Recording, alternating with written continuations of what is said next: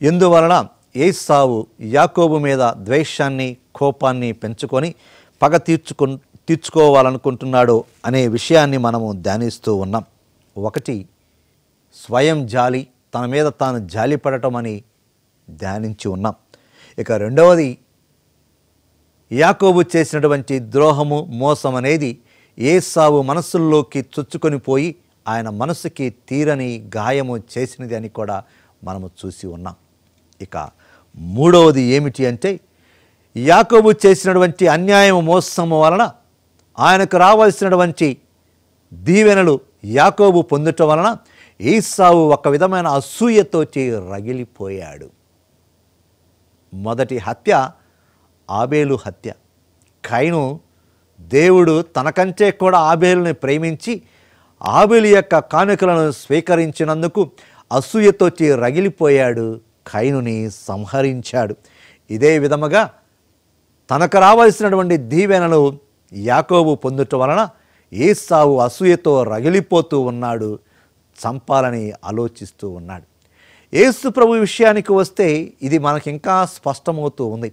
యేసు ప్రభుని ధర్మశాస్త్ర బోధకులు, పరిసయ్యులు, ప్రధానార్చకులు ఎందుకు చంపారు? ఆయన వారికి ఏమైనా ద్రోహం చేసి ఉన్నాడా? లేదు. పిలాతు కూడా గ్రహించాడు.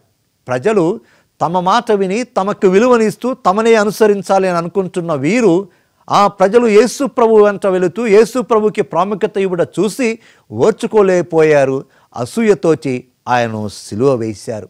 ఇదే మనకు కూడా అనేక సందర్భాల్లో జరుగుతూ ఉంది.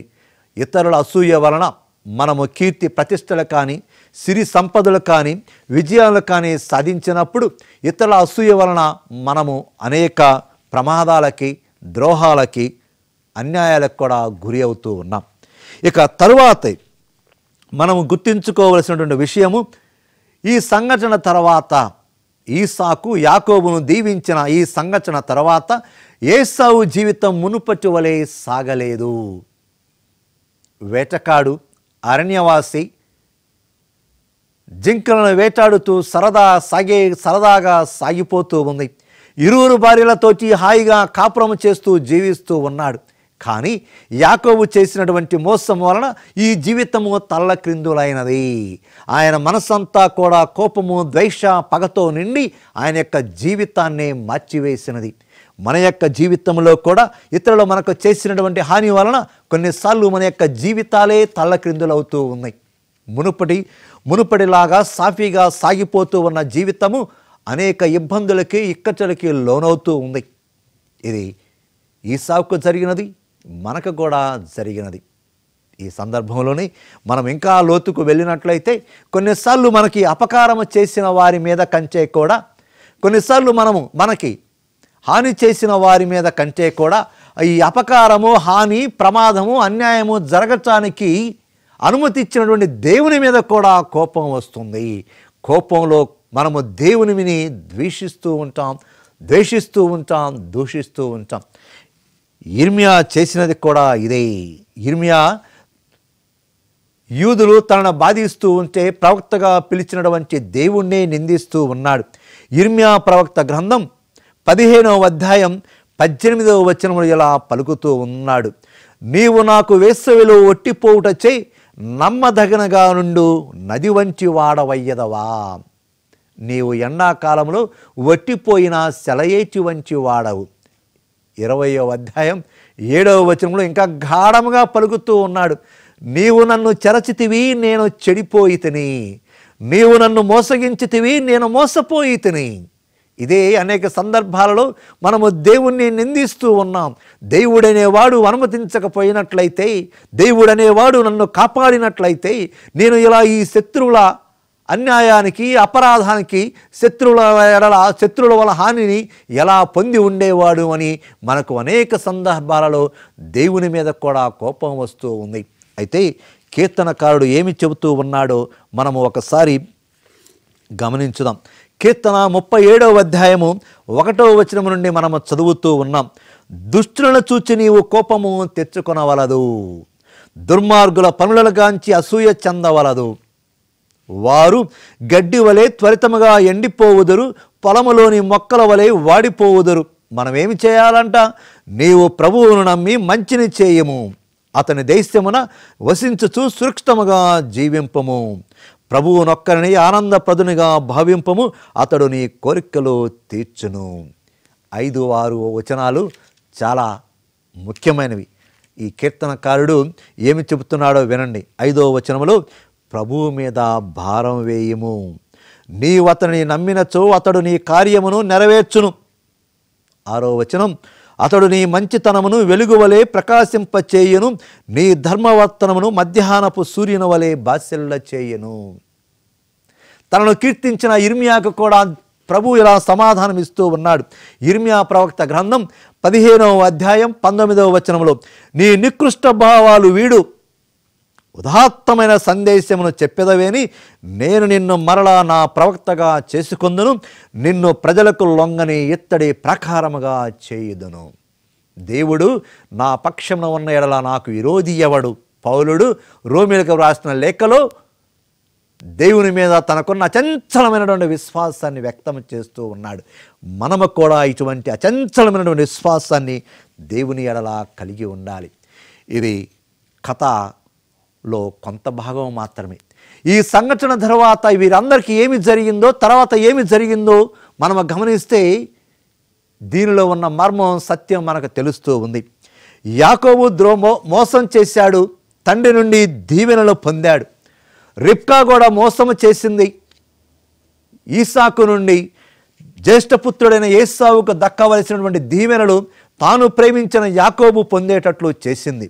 ఈ ఇరువురు దేవుని ప్రణాళికలో భాగస్థులైనా కానీ వారు చేసిన మోసానికి దేవుని నుండి ఎటువంటి శిక్ష పొందలేదా? పొందారు. ఏమిటా శిక్ష? రిబ్కా అనుకుంది, తన జ్యేష్ఠపుత్రుడు ఏసావు యాకోబుని చంపాలని చూస్తూ ఉన్నాడు, అతను కోపము చల్లారేంత వరకు కూడా తన అన్న అయినటువంటి లాబాను వద్దకు పంపించాలనుకుంది. అదే ఈసాకు చెప్పింది, యాకోబుని లాబాను వద్దకు పంపించింది.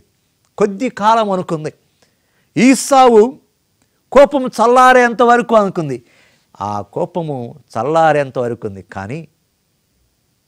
కానీ ప్రియమైనటువంటి సహోదరి సహోదరులారా, ఆ తల్లి మరలా తాను ప్రేమించిన యాకోబుని చూడాల.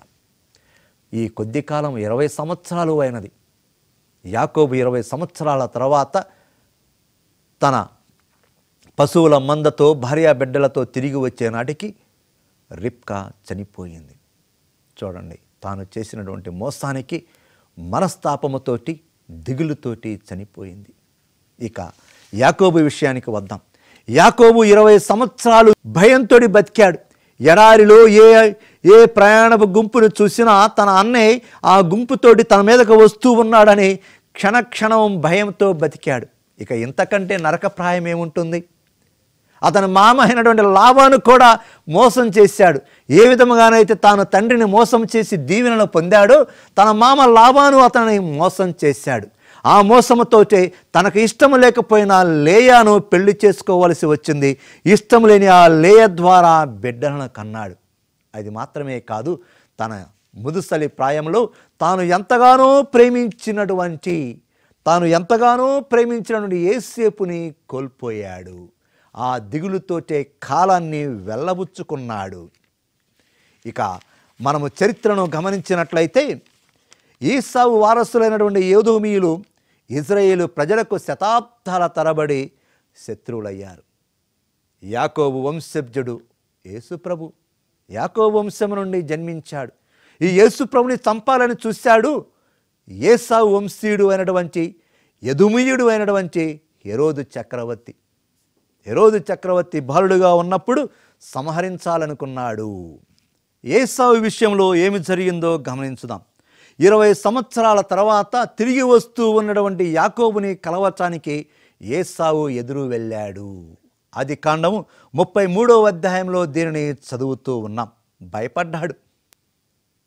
భయపడ్డాడు యాకోబు, తన అన్న ఏసావు తనని చంపుతాడేమోనని.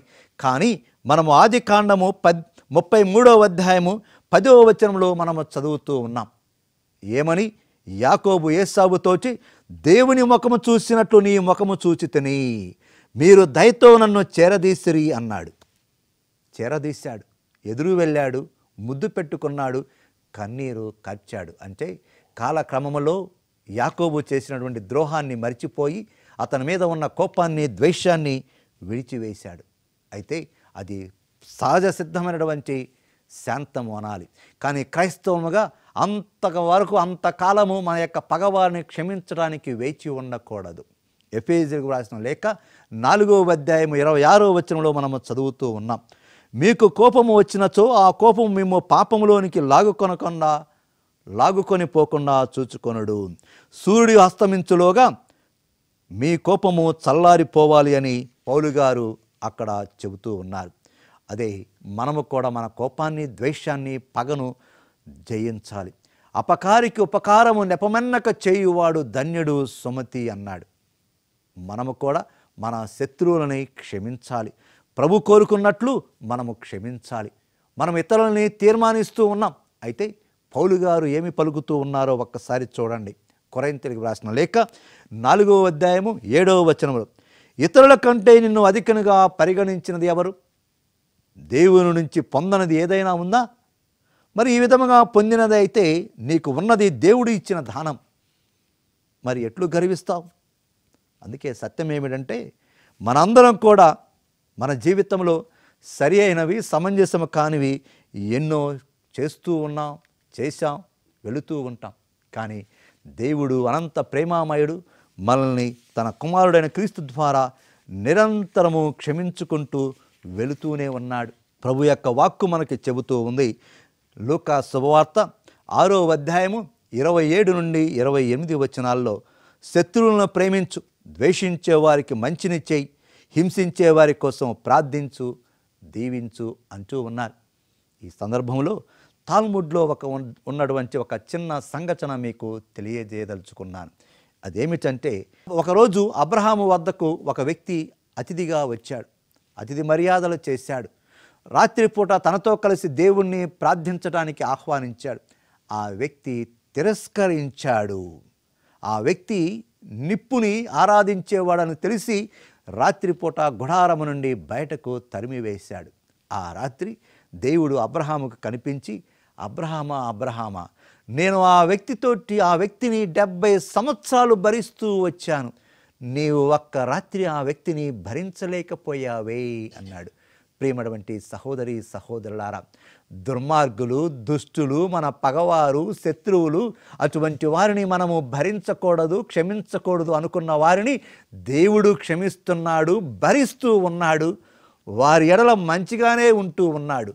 మరి మనము కూడా ఆ తండ్రికి తగిన బిడ్డలుగా ఎటువంటి వారినైనా కానీ భరించాలి, ప్రేమించాలి, క్షమించాలి, ప్రార్థించాలి. రోమీయులకు రాసిన లేఖలో 12వ అధ్యాయంలో పౌలు గారు పలుకుతూ ఉన్నారు, పగ తీర్చుకోవద్దు, దేవుని ఆగ్రహానికే దానిని వదిలివేయి, పగ తీర్చుకోవటం నా పని. మరి మనం ఏమి చేయాలంట? కీడు వలన జయింపబడక మేలు చేత కీడుని జయింపమంటున్నాడు.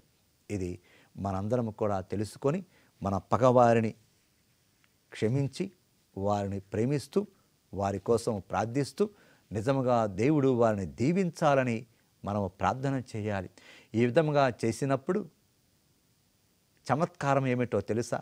ఎప్పుడైతే మనము మన పగవారిని దీవించమని దేవుణ్ణి ప్రార్థిస్తామో అప్పుడు దేవుడు మన పగవారి కంటే కూడా మనల్ని ఎక్కువగా ప్రేమిస్తాడు. ఇది మర్మం, ఇది సత్యం.